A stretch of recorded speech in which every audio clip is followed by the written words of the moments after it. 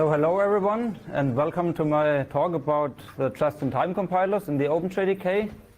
I'm Martin Dörr and I work for SAP. We are a small team working on the JVM at SAP in Walldorf. And this time we have three talks in a row. So we will also see two of my colleagues later on. But let's get started with the agenda. So I will talk about the just-in-time compilers, which translates Java bytecode into machine code in the OpenJDK. I will also talk about how different compilers work together. And I'd like to address resource usage as well. So first of all, how many compilers do we have in the OpenJDK? We've already heard about 2 ones, but how many do we have? We have one more. At least 3 ones. So the one we haven't heard today yet is the client compiler, which is also called C1.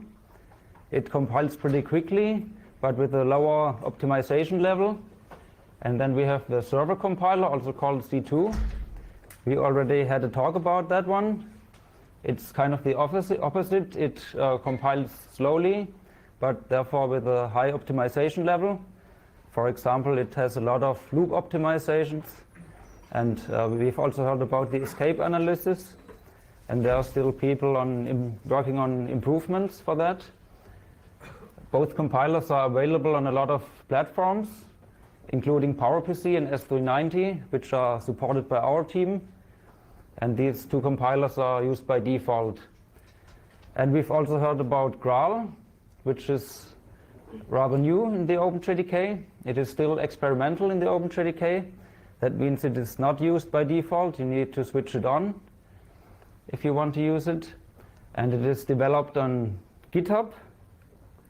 So updates get merged into the OpenJDK. Special to Graal is that it is written in Java. That is a big difference to the other 2 compilers. And it also does a lot of optimization. It has a more sophisticated escape analysis, for example. Andrew has already shown a few things about Graal, so thanks for that. And it is optimized for dynamic languages. By the way, Graal compiler is also called Graal VM compiler. And I'd like to show a few things Andrew has already mentioned. I got one slide from Oracle. So thanks to Oracle for providing it. There are 3 different use cases of Graal VM. And the Graal compiler is always in the center of it, together with the JVMCI, the Java Virtual Machine Compiler Interface. And the use case on the very left is the one which is available in the OpenJDK. So you have a Java application or Java methods which get compiled by Graal, and they run on the hotspot VM, the Java Virtual Machine of the OpenJDK. So that path on the very left is supported by the OpenJDK. And in addition to that, on the right-hand side, you can see the native image technology Andrew also already mentioned. And everything gets compiled, pre-compiled. And there's something in between where only the Graal compiler is pre-compiled into a shared library. So that's the basic difference between this approach and this one. Here, Graal compiler itself is pre-compiled in a shared library.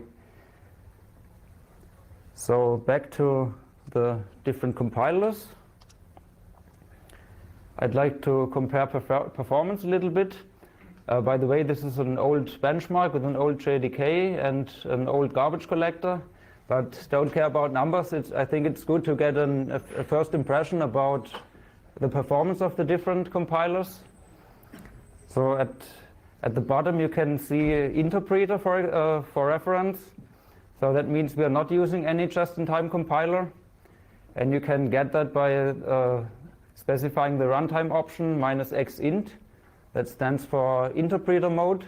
So you will only use the interpreter, no JIT compilers at all.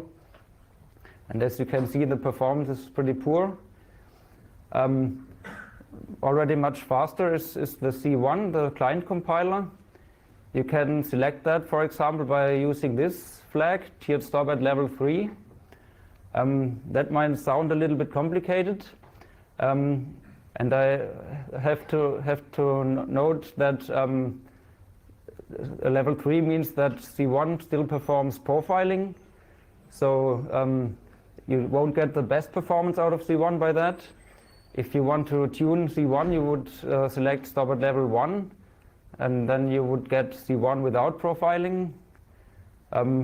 But in this case, I want the better profiling information. That's why I left it on.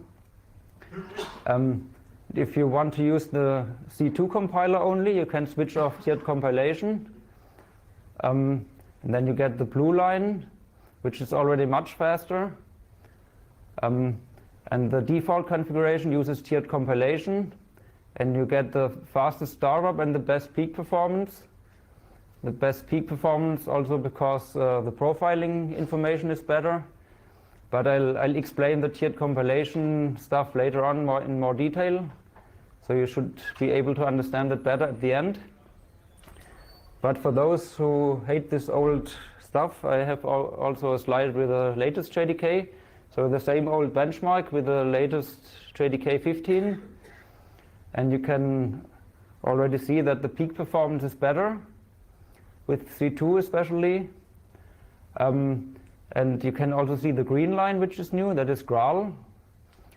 In order to use Graal, you need to use this switch, use JVMCI compiler, which is an experimental option, so you need to unlock it in addition.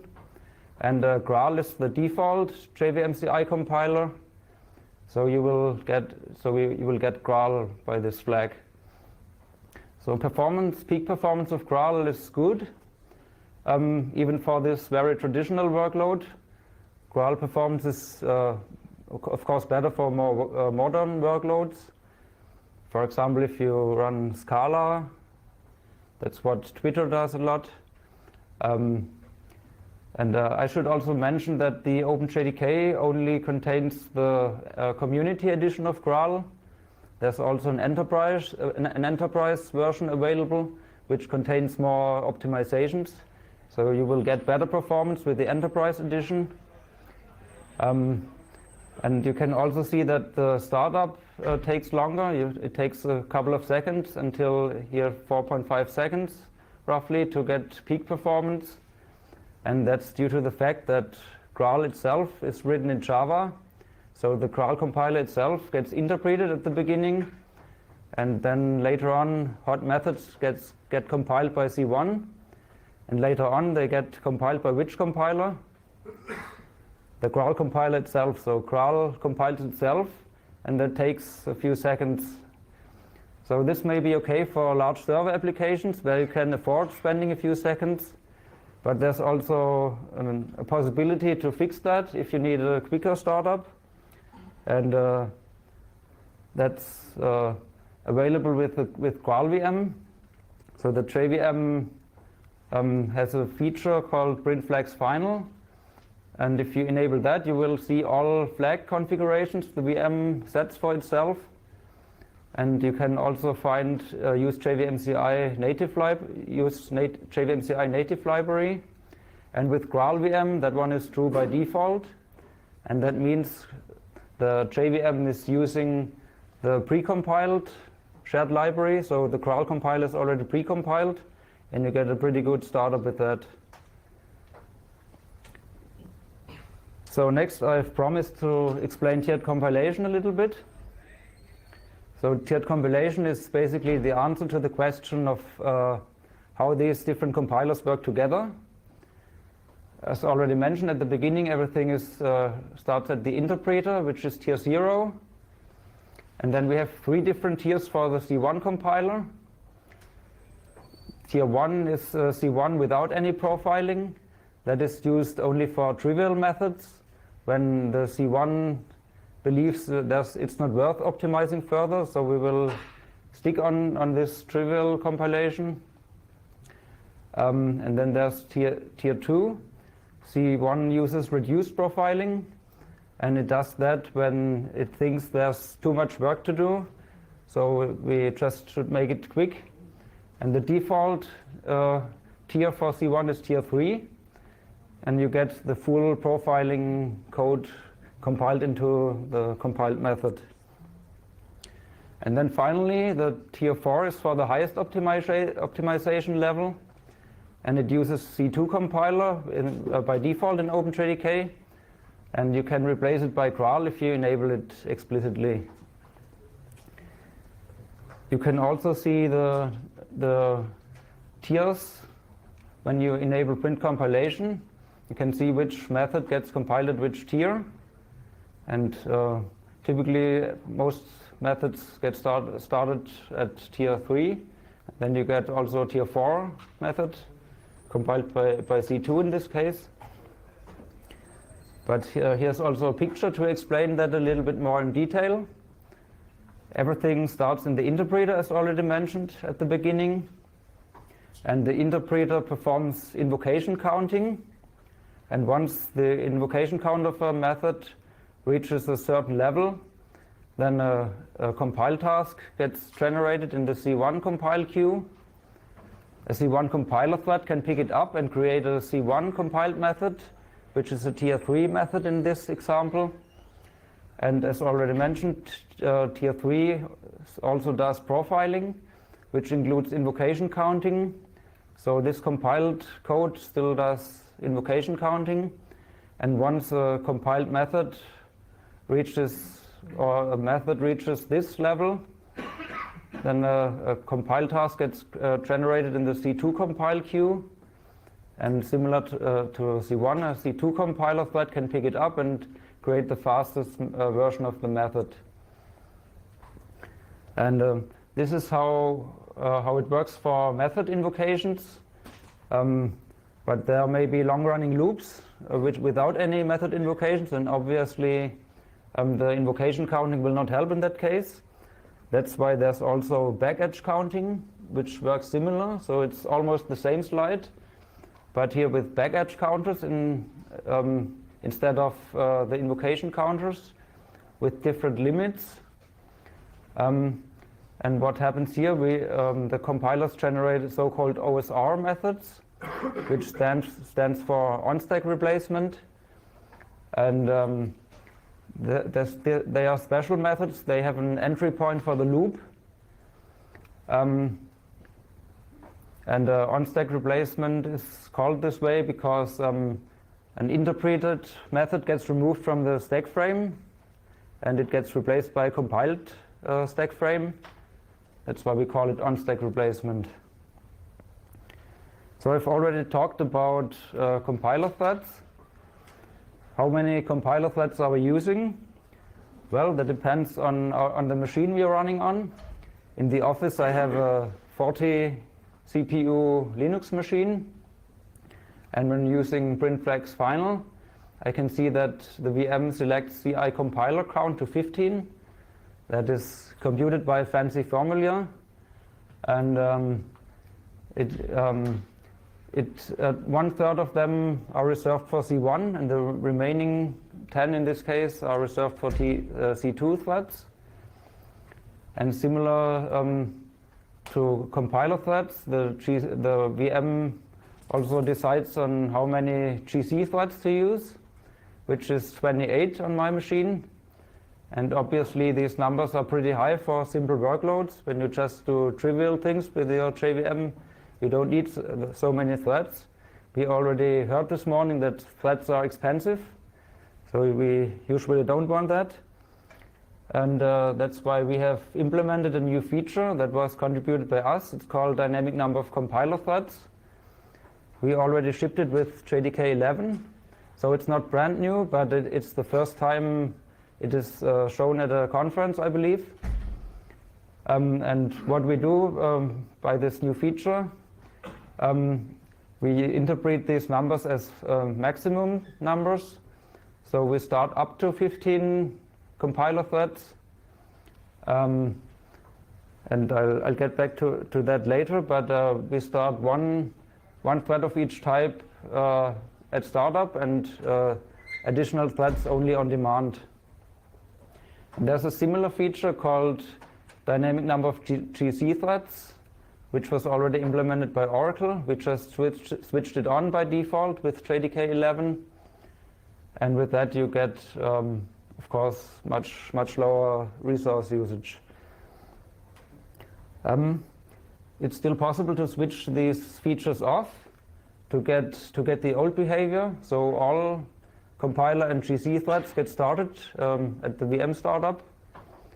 I have tuned all the memory settings to very low sizes, so the JVM should actually not use a lot of memory, but you can see virtual memory is pretty high here, and that's because of the threads. They reserve a lot of virtual memory, or they occupy virtual memory on Linux due to the glibc. And if you don't switch off these new features, you can see we get a much lower virtual memory usage. It's from 6 GB to 1.5 down. Yeah, but it's not only about virtual memory. We of course also save other resources, but you can trace compiler threads also by this flag. It's a diagnostic flag, so you need to switch it on to unlock these options. And as already mentioned, you can see that the JVM starts initially one compiler thread of each type, so which is one C2 and one C1 thread, and they get kept alive for the whole lifetime of the JVM. And the other threads only get added on demand. That depends on the compile queue length and also on the available memory and code cache space which is available, because we don't want to mess up things when the memory is already full. We don't want to start any further threads. And once these compiler threads don't have any work left to do, they will die after some time. And they die in the reverse order they were generated, so we don't have any gaps in the compiler list. So that's the feature we are already using. And one remark on the memory usage of the compilers. C1 and C2 compilers, of course, use native memory. And in comparison to that, the Graal compiler uses Java heap. So that may be an issue because your Java application uses the same heap, and you may need to configure a larger heap with the XMX flag. Otherwise you may get out of memory issues. And it is also solved by using this shared library, because that uses a separate heap, which is part of the native image technology. So it doesn't use the regular Java heap, which you want to use for your application. So that's already it, what I wanted to tell. Maybe a few remarks. It is also possible to configure the compiler threads to use lower memory. For example, you can tune inlining. But of course that may have performance implications. And it is also possible to set a node limit for the C1 compiler that will make it smaller or will limit the memory it uses. But of course that has always side effects, so I wouldn't recommend that in general. So I'm sure we have time for questions left. Excellent. Any questions?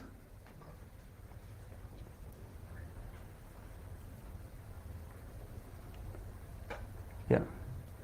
We need a microphone. Oh. It's still here.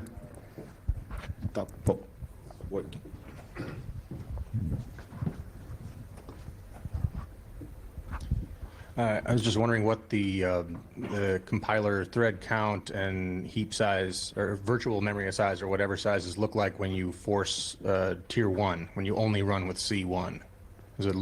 I would assume it's fewer threads and less heap, but you didn't cover that. The virtual memory issue is due to the malloc arenas from glibc.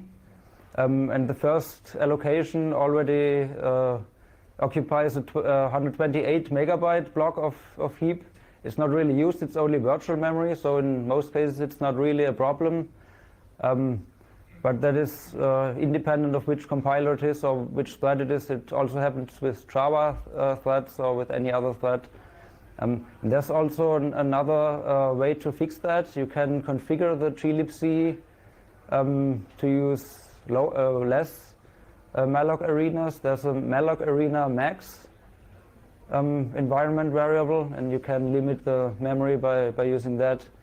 That may have impacts on other performance things, because if you have many native threads which perform a lot of concurrent mallocs, you may get issues with that. But for the JVM itself, it works pretty well. We have tried that. We have experimented with using only one malloc arena, and the JVM itself still works quite okay because it has its own memory management.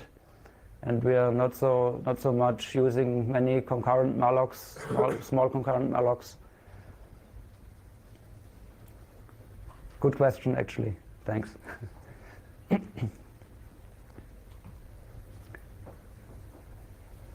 Further questions?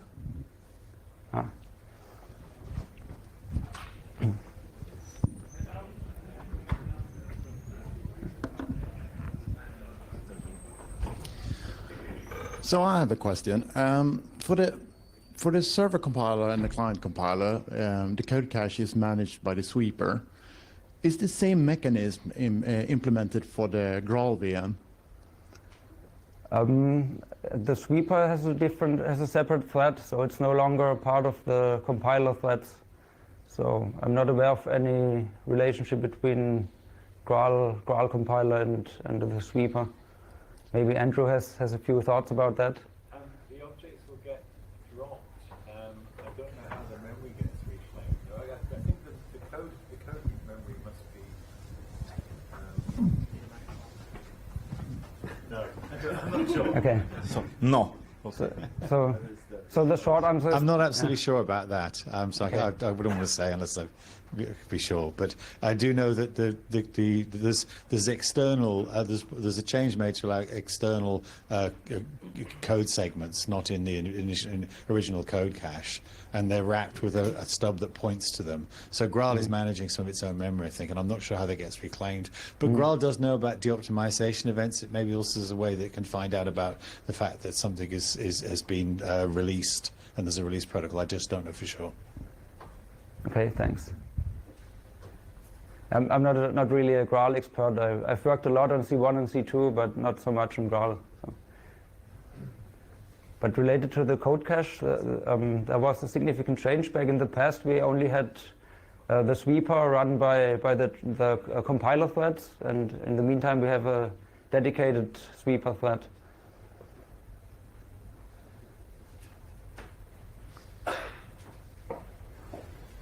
More questions?